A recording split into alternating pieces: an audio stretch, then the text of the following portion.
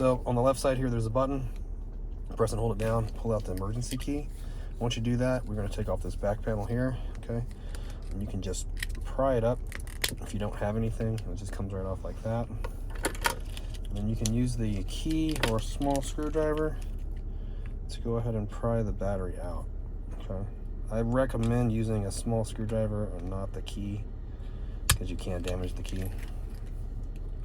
I just don't have a screwdriver on me at this moment, okay? So the battery size is a CR2450. There is a link down in the description box. It takes you to Amazon where you can buy this battery for like $2-3. So check that out if you need one. Get your new one, put it down on the contacts first. There's 2 contacts right here. Put it down on top of those first. And slide the battery in. Okay, it should pop in like that. Get the back half, put it on the top first, like that. Okay, and then work your way down. Lock it all together. Emergency key goes back in, locks. You're all done. Hope the video was quick and straightforward. If you thought it was, appreciate if you could hit that like button for me or leave me a comment.